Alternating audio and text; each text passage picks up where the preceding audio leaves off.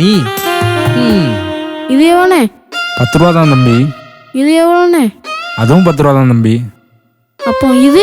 அதுவும் 10 ரூபா தான் தம்பி. சரி, நான் போயிட்டு வரேண்ணே. டெய்லி வாரம் விலைய கேட்க ஒன்றும் வாங்க மாட்டிக்கானே. அண்ணாச்சி நீனு போட்டிருக்க, அப்படின்னா என்ன? அது வேற ஒன்றும் இல்லப்பா. நீதி, நேர்மை, நியாயம் இதை சுருக்கி நீன்னு வச்சிருக்கேன். ஓ அப்படியா? ஆமாப்பா, எதுவா இருந்தாலும் அதுல ஒரு நீதி இருக்கும்ல. அதெல்லாம் இருக்கட்டும் அண்ணாச்சி. வெள்ளைப்பூடு இருக்கா? இருக்குப்பா. அப்போ 1 கிலோ போடுங்க. எனக்கும் 1 கிலோ போடுங்க. கொடுத்துட்டா போச்சு. மொத்தமே 1 கிலோ தான் இருக்கு. சரி, சமாளிப்போம். தம்பி, தப்பா எடுத்துக்க கூடாது. நம்ம கடையில வெள்ளைப்பூண்டு மொத்தமே 1 கிலோ தான் இருக்கு. அதுக்கு அதான் ஆளுக்கு 1/2 கிலோ போட்டு எடுத்துட்டு வந்திருக்கேன். இந்தாங்க. ஏன்னா அதானே நீதி. ஆமாங்க, அதான் நீதி.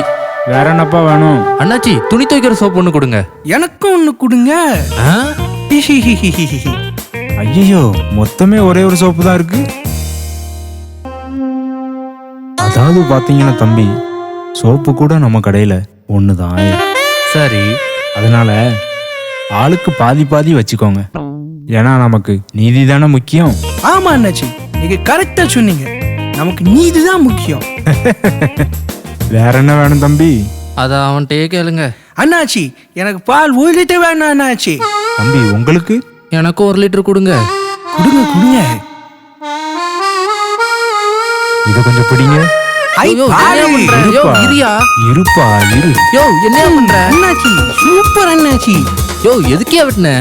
அதாவது தம்பி, பால் கூட நம்ம கடையில மொத்தமே 1 லிட்டர் தான் இருந்துச்சு. அதான் ஆளுக்கு பாதி பாதி கொடுக்கலான்னு சென்டரா கட் பண்ண தம்பி.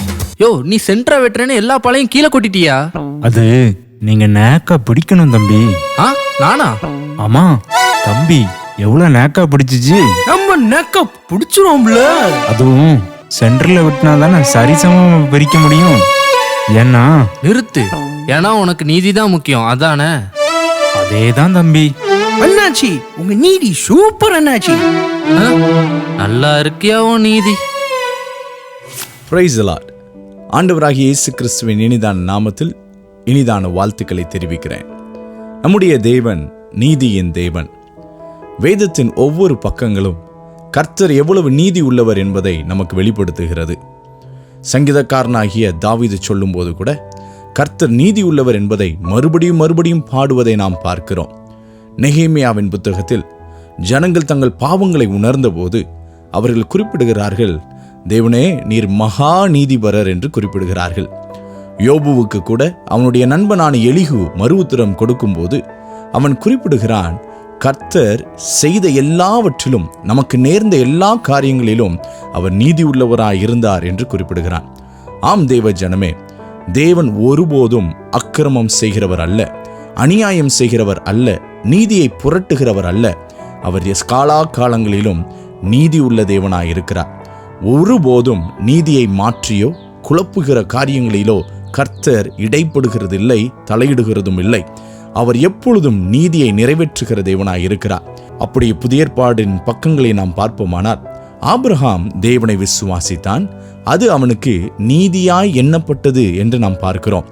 ஆம், விசுவாசத்தினால் நீங்களும் நானும் நீதிமான்களாக்கப்பட்டிருக்கிறோம்.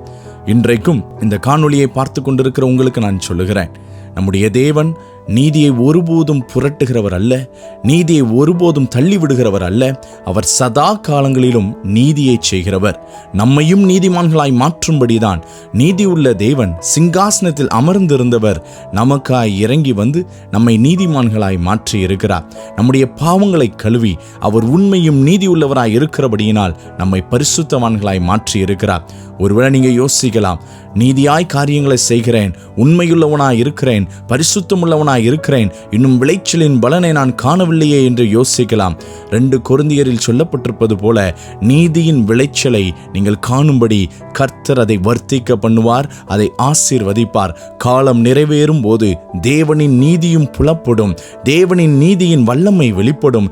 நீதியின் கர்த்தர் உங்களுக்கு நிச்சயம் துணை செய்வார் என்று சொல்கிறேன். கர்த்தர் தாமே உங்களை ஆசீர்வதிப்பாராக. நம்முடைய தேவன் நீதியுள்ளவர்.